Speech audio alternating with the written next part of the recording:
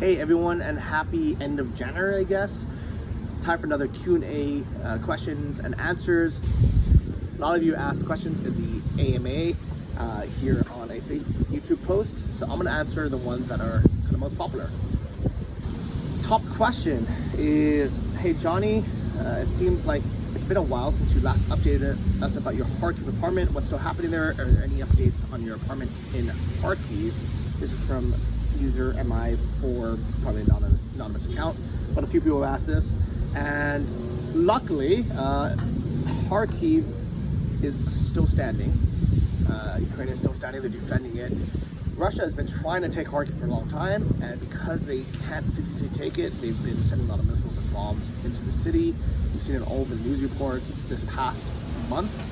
It's been all over the news, but sad fact is it's been happening for 2 years, almost non-stop. I was in Hardc last winter, and I woke up to a attack just like a block away, like 400 meters away, and it shook me. Like it sounded so close that I thought it was my kitchen. Luckily, nothing happened to my apartment that day, but as you guys all know, a piece of shrapnel made a big hole in my roof. It's in the city center. It's a residential neighborhood. There's like, no factories or military there, but that's what Russia is doing to come liberate us Russian-speaking people, or I guess including me, because I was speaking Russian. I was living there, so yeah, it is what it is. It's dangerous to be there. Luckily, there's a volunteer. He's Canadian. He rented out my Airbnb basically. I gave him a 50% discount because he's a volunteer and it's during wartime, but he's paying the bills basically. It's there. It's not losing money, so I'm very, very fortunate and happy that it's there, and it's also providing a warm shelter for someone who's there volunteering. All right, so another big question that I'm surprisingly getting a lot of is, how is my Porsche? So my Cayenne GTS is sitting in the snow, mostly unprotected. It's just out there. It's probably deteriorating. I unplugged the battery, so hopefully it'll survive until I get back. It is what it is. I couldn't find a place to store it, but luckily, thanks to this week's sponsor Aura, I'm protected. My online identity has been attacked recently. For anyone who follows me on Instagram, you'll know that I got like maybe 10,000 followers from bots, mostly from Russia, from these last few weeks. I had to put my profile into private. I got my credit card got fraud as well. I had all these things coming at me at once. I don't know if they're related. I don't know if it had to do with me being a big voice to against Putin. Who knows? But anyways, I was attacked online. But thankfully, I have Aura, and they've been monitoring my identity, my credit reports, and all that. And they're really, really cool. If you guys haven't checked them out, they give up to $1 million in coverage, 24-hour export fraud support, transparent pricing, a 60-day money-back guarantee, and a free trial, no strings attached. So if you don't want to fall victim of online crime, which is very prevalent, 1 in 4 people fall in this, Aura is here to protect you. Financial fraud protection, identity theft protection. They even throw in a VPN, online privacy, antivirus, password manager, parental controls, and spam call protection, which is something I really like, because even though I'm out here in Ukraine and in Thailand, I still have my US number, and I get so many spam calls, but thanks to Aura, I don't have to deal with them. You can even set up an AI-powered call assistant to screen your calls, so you don't have to pick it up. You can let Aura do that work for you. So if you want to check them out, you can use my link to get your 2 free week trial at aura.com/JohnnyFD. I'll have the link in this description box below. Thank you to Aura for sponsoring this Q&A video. Fifth Nail asks, hello Johnny, love your honest and raw real life videos. In your last video you talked about kids and significant others. Is there a Mrs. Johnny in the future? Little Johnny Jr.'s name. don't know if there's any little Johnny Juniors floating out there. If you know of any, let me know. But honestly, I've been going back and forth with the thought of should I have kids or not. You know, for a long time I thought it's so stressful to have kids financially. It's so much stress. Why do it? You know, most kids don't seem like they appreciate their parents very much. It's a lot of, you know, it's like, why do it, right? But I think it's important. You know, we need to keep this world populated, especially people who, you know, are at a financial position to be able to do it should be having kids. You know, those who, you know, actually went to university and, you know, are pretty well educated, they're not having kids. It's, you know, it's usually people who shouldn't be having kids are having a lot of kids, and it kind of should be the opposite. I don't know what the incentive would be to get people, you know, who are more well off or can actually afford kids to have more. I don't know, but for me, I want to have kids, but I only want to have it with the right person. So if I can meet a, you know, a woman that can be a good mother, that would you know, be a good, you know, forever partner, I would happily have kids. But I'm so scared of having kids with the wrong person and forcing them to be in my life, you know, and having them have a clutch of my soul, you know, forever, you know, because a kid is forever, you know, and then that's a nightmare. And I've not only heard so many stories, I've met people personally, so many of them who, you know, they had a bad relationship, and their ex-wives are now using their kids as like a dangling carrot to get them to, you know, do things in their life, to sacrifice, you know, things in their life that if it wasn't for the kids, they would have, you know, walked away from long ago. So it's yeah, it's a scary thought, but I think having kids is something that nothing else in the world, no amount of other joy, can replace. You know, people who think that having a cat or having a dog is going to replace that joy and love, I think it's a good start, you know, where it can give you a taste of what caring and loving for someone is like. But I think it's probably such a minuscule part that you're tricking yourself if you think that being a cat mom or, you know, just having a dog in your life can replace it. Because if you like having a cat or a dog, you'll probably really love having kids.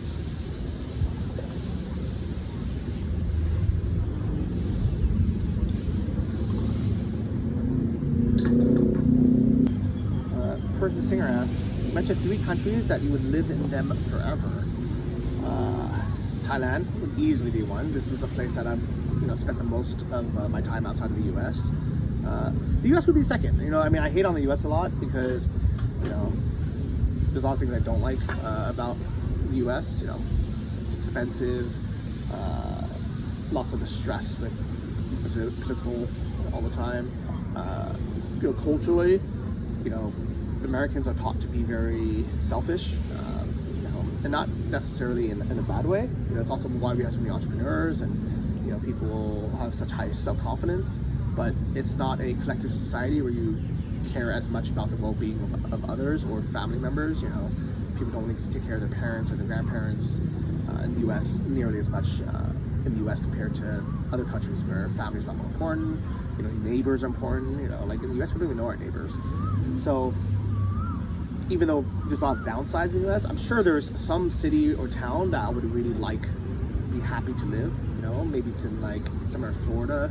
Maybe it's some small town in like Nebraska. I don't know. I haven't been everywhere. But if I had to live in the U.S. and I couldn't ever leave the country, I'm sure I could find a place that would be happy. I just don't know where that is. And unfortunately, you know, it's so expensive to try to find that place. You know, most people kind of just pick one place and just stay there.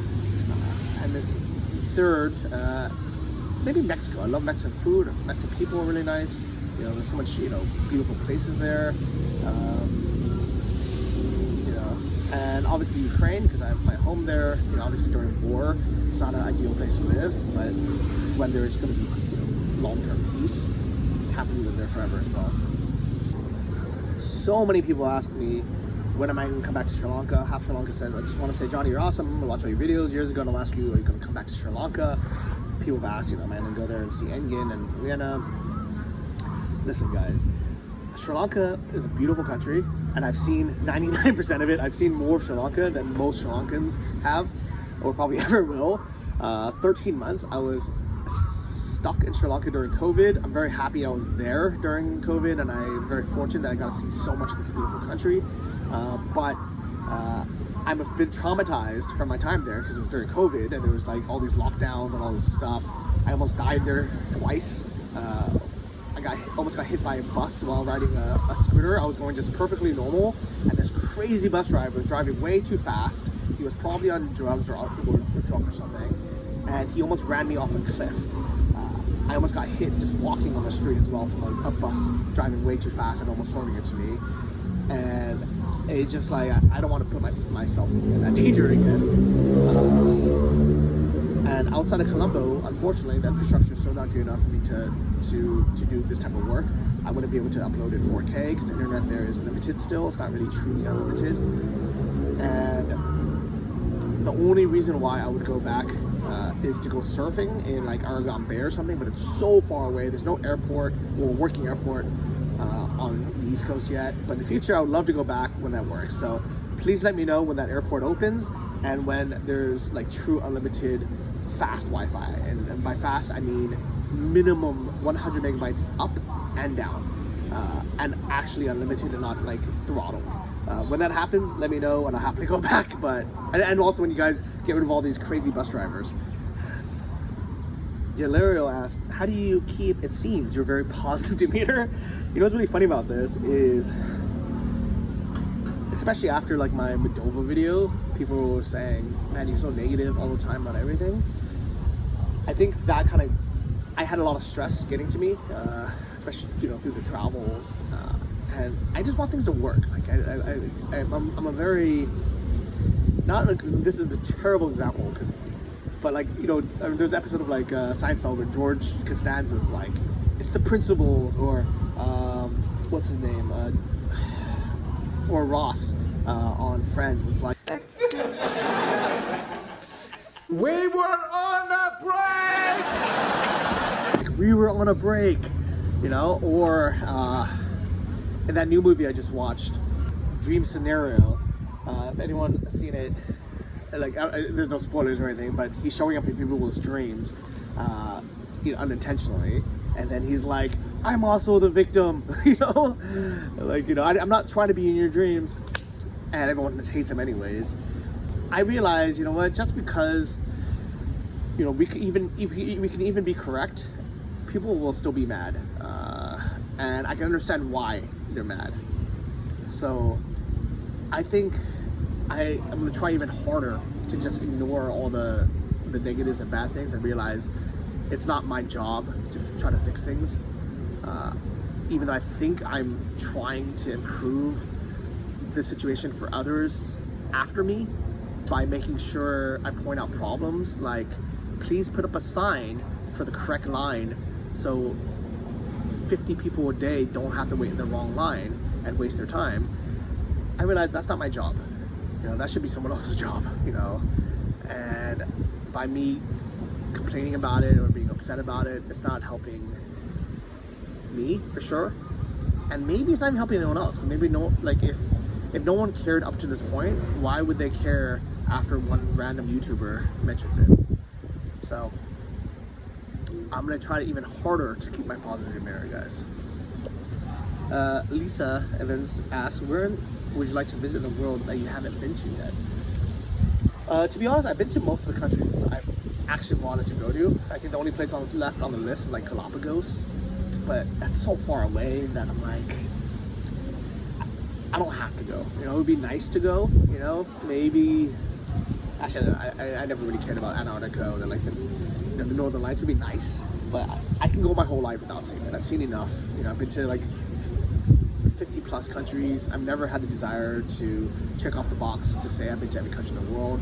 There's plenty of countries that I know right away, like I am not going to enjoy being in, anywhere with bad infrastructure that has like you know, touts trying to sell you stuff, or people trying to scam you. I just wouldn't enjoy being there, you know. Like, I've never been to Egypt, and I don't have a desire to go, you know. I would only go straight to the Red Sea and like go diving or lay on the beach, and then I would leave. You know, there's nothing about the culture, from what I've heard, that would want me to go there. It's one of those things where I'm at a point now where I'm happy to go back to the countries that I know I like, that I know the people are friendly and honest, and that I would have a, you know, good time. That the infrastructure is going to be good. I'm not going to stress about basics like you know, internet not working, and I'm happy to just revisit those countries. But at the same time, you know, what's nice about living in Ukraine, and one of the reasons why I moved there in the first place, is I knew it would open me up to a whole other section of the world that I normally wouldn't have been able to visit, which previously included Russia. You know, I was learning Russian so I could do the Trans-Siberian Railroad. Unfortunately, that's not going to happen until there's a new, you know, pro-Western government there and Putin dies. So that was originally on my list of going to all, you know, the countries kind of in the Caucasus, the former USSR, but that's changed, guys. So for now, you know, I think Japan is going to be somewhere that I would like to go in the future, but that's not somewhere I'd want to go alone, because the language barrier, it's very lonely to be there if you can't really communicate with anyone. Speaking of which, another question is DJ Mole asks, how do you deal with loneliness? I'm pretty fortunate that I have a lot of friends around the world. And now with YouTube, I have a lot of you guys. So if I ever really feel that lonely, I can always just, you know, put on my Instagram, like, hey, I'm in this city. Does anyone want to hang out and grab a drink or something? And usually there's someone around. But I will be going to some countries like Albania later this year in May, where I'm probably not going to know anyone. So it's gonna, you know, it's gonna be tough. You know, we'll see what happens. I would rather not be alone. You know, I'd rather be traveling with the love of my life.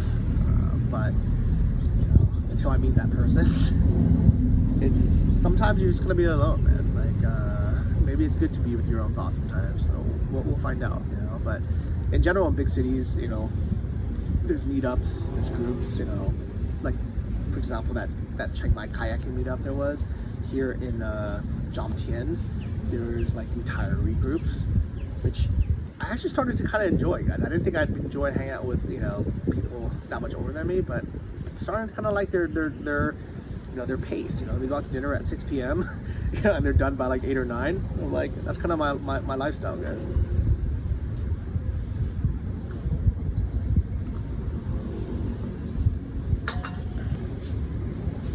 Duolingo asks, how do I feel about life lately? I think this actually ties into a few other questions that are somewhat related, but honestly, ever since Russia invaded Ukraine, I felt like life is a little bit hopeless, a little bit messed up, you know, definitely a lot messed up.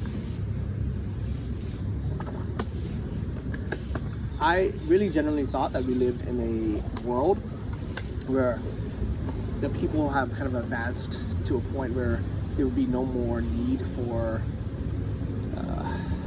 bullshit, you know, that people would be logical, you know, when it came down to it, especially when it came down to the life, you know, actual life, loss of life.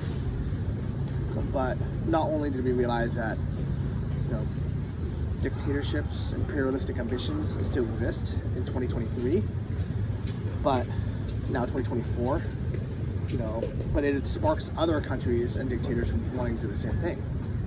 You know, that people really can't get along, you know. When the Hamas, you know, invaded Israel on October 7th, after a long kind of period of, like, you know, somewhat peace, I realized that there's no such thing as a logical peace between two groups that hate each other. Like, one group's gonna have to completely eliminate the other for anyone to be completely happy, and it's illogical. You know, there should be some way where you're like, okay, let's figure this out, guys. You know, like let's stop having our kids grew up in a generation to hate each other and want to kill each other. Unfortunately, people are not going to be logical about something like this. You can't just be rational and have like a third-party mediator come in and say, okay, like let's all be happy, let's sign this agreement, and let's move on. Things just kind of get kicked down the road. And I would say mostly, I realize how pointless a lot of things that we do in life are. When I follow all the people that I used to know, and people either are so focused on like either making money or growing, whatever it is. I'm like, when there's peace in the world, yeah, I can see why people focus on these things. But when there's so much death and destruction and people actually suffering, it's hard to care about a lot of these things. They seem very trivial, and I wish I could just turn a blind eye to it, but having been there and met all the people who are suffering, I can't just like shut it off. I'm trying to take an actual vacation now, but obviously it still comes up, and it's really, really hard to be in a public sphere because people love writing me and commenting saying, you should do this, Johnny, you should do this. And I'm like, what have you done? Like, why aren't you doing it? But just because I'm in a position where I'm putting myself out there and I'm sharing my thoughts and I actually care, people feel like they can dictate my life and tell me what to do.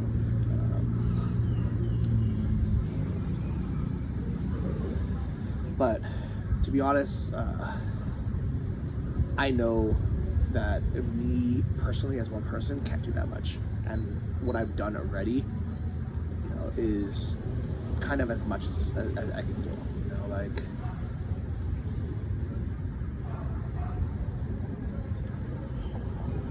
me personally joining the military would not help at all.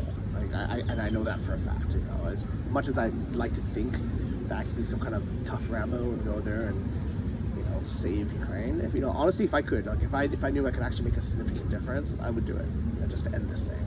But like that, the Chinese guy on the other side, who I'm sure you've seen this clip.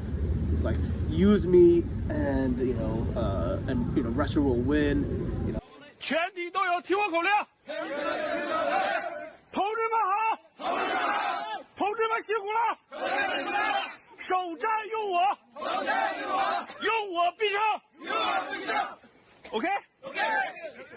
And then a month later, he's like, I'm sick, I'm cold, I think I'm dying. Like, please send me back. 原因退出，我走了将近40个领保，也请求广大的中国朋友们，我要死在这里了。 That would be me in like a week, guys. Like I'm not built for tough conditions.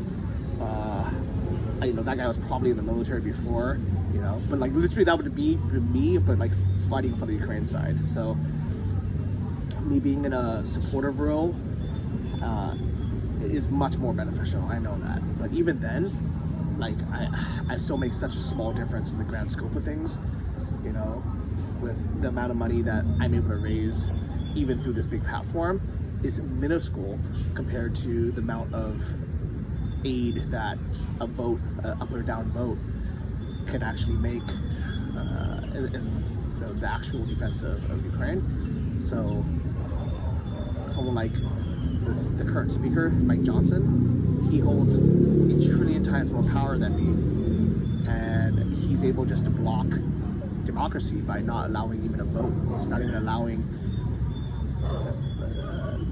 both the Republicans and the Democrats in the US to vote up or down for giving Ukraine more aid. He's just blocking it completely until the next election, which is a year from now, just to make Joe Biden look bad, just to make the Democrats look bad so the Republicans can win and then come save the day or something.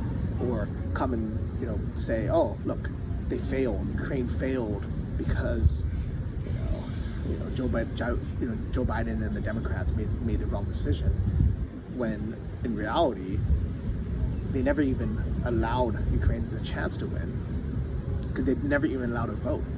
And things like that really make me feel hopeless, you know, because we're supposed to live in this democracy where everything's supposed to be correct, but there's nothing we can do. There's nothing I personally can do to sway and force someone like Mike Johnson to even allow people to vote. You know, I've written my representatives. I've encouraged other people to do so through my Twitter account and here on YouTube. You know, I shared Jake Bro's videos, who gives updates, explains it a lot better than I can. But still, it's going to be the two sides fighting against each other like they always have, and us as just normal people, we're the ones suffering. And unfortunately, people in Ukraine are suffering because of these stupid political two sides. So on the same topic, Rachel 4753 asked, what did you do with the $100,000+ you received in donations from the Ukrainian people? So even though I'm pretty sure this is asked in a malicious way, this is actually a good time to answer it. So the biggest charity that I've raised money for and donated to is Rizom for Ukraine. They're a US based 501c, so all their records are public, and you can even check how much I've personally raised and given to them. They were nice enough to even send me like a certificate of appreciation that's on my wall in Kyiv. That was about $1,000. Thank you so much to everyone who's donated to that. The second biggest was for all the vehicles. So in total, I've now raised money for 6 vehicles, including the NAFO truck that you guys have seen that is currently defending on the front lines. There was the 4x4 evacuation vehicle that I helped Brandon Mitchell buy, which unfortunately got blown up with him in it when he hit a landmine, but luckily that protected him, and he not only survived it, but also before that happened, he was able to evacuate like over 100 people, like hundreds of people. So it did its job. There's still some ambulances. There's a van for an orphanage. There's a demining truck out there. So the vehicles were the second biggest. Thank you. And can you take this one? Cup. So the vehicles were the second biggest part of that. And then there was a lot of the smaller donations that I've given kind of throughout the last 2 years. And a lot of it was to individuals, Ukrainians that I knew through friends of friends. You know, I remember for Christmas, I just asked every single Ukrainian person that I knew personally. I said, please tell me the name of someone who needs something. And in the beginning of the war, this was really, really vital. I mean, there's people who literally had no food or no water or needed medicine. 2 years later, you know, hopefully some of those big organizations like Red Cross have finally gotten their stuff together. But if you guys want to see where all that went, if you go to my Instagram page, Johnny FDJ, there's these pinned stories. There's 1, 2, 3, 4, 5 of them called Help Ukraine. And in all of them, you can actually see where this money's been donated by just clicking through it. And when you click on it, you can see not only the requests usually, but also who the money went to. And you can see how much was donated, where it went, and for what. You know, this was 500 to Vlad, who is the guy I met who like did some renovations in my house, and his brother was out of work, and it was Christmas, and I was like, you know what, they can do something with this. For medicine, for a person that was from Mariupol, actually, you can see kind of just the list of kind of all where it went. You know, a lot of it's individuals, a lot of it's going to be kind of smaller amounts, like $200, $300, $400, $500. I've helped people buy like laptops for their kids, you know, a food processor for baby food, you know, paid people's rents that needed to relocate from dangerous places. So it's all here. I mean, like, it literally would take me probably half an hour to go through all these, but everything has been recorded here, and I've been sharing it kind of throughout the journey. So if you guys have been following my Instagram, you would have seen, you know, pretty much daily, if not weekly, like where the money is going. So for anyone who's like, you know, where's this money been stolen? Like it's all been out here. Like you can just take a calculator and sit here for half an hour and just add it up. I haven't kept any of it for myself. I haven't used it to buy Porsches or luxury vacations or anything. Like, guys, like I have a job. Like YouTube is a job, number one. I still have income streams from my previous businesses. I have investments. Like there's a lot easier ways for me to make 100 grand than to create a fake charity and then screw over people in need. Like if I wanted to screw people over, I would be promoting some kind of cryptocurrency MLM scam to you guys, which, you know, I will not ever do because it's BS. So I guarantee all the money is accounted for. You can go through this if you want, but that's where the 100 grand has went. Thank you so much for everyone who's donated and has helped people who are in need. I'm no longer collecting money. Actually, maybe I'll make this one a fundraiser too. So, you know, I'm not actively collecting money on every video anymore because I'm not currently in Ukraine, and also taking a break. I want to let someone else, you know, take on this battalion, you know, take on the, what do you call it, the torch. It's someone else's job and time to do it. But I'm very, very proud and happy to have helped raise money to, you know, start the school for Ukrainian kids, to get these vehicles for everyone, and to just help people in their personal lives. So thank you for giving me the opportunity to help others. This is a good question. Pause 919 says, are you scared to work a normal 9 to 5 job if this YouTube thing is starting to slow down in the next 5 years? I don't think I'm cut out for a normal 9 to 5 job, guys. I did it for many, many years. I started working when I was 15 and a half, and I worked multiple jobs throughout college to pay for my own college and university. You know, at one point I remember I was working at an ice cream store.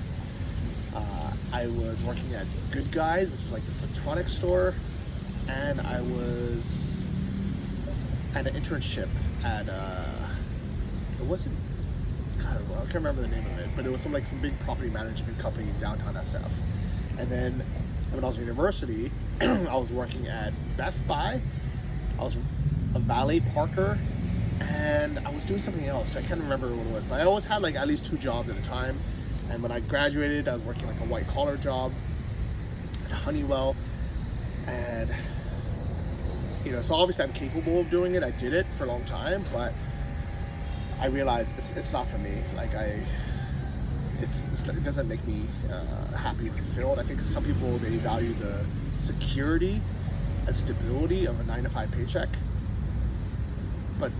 and I understand why. I think a lot of people, they're like, you know what, I want to be able to clock in, I want to clock out, I want to have my salary, I want to have my guaranteed retirement income or pension, I want my health care, and I want to be able to clock out at 5 p.m. and then just forget about my job. As an entrepreneur, and then now even making YouTube videos, my work hours are very sporadic, where it's never 9 to 5. It could be, you know, a few hours a day on one day, 0 hours the next, and then I can be editing or working until, you know, 2 a.m. the next day, or the full day the next day. Like this video, these Q&A videos take so long to edit, even more than a normal video. So it might take me like 8 hours just to edit this one video, you know, plus the 2 or 3 hours to record this and go through all the questions and everything.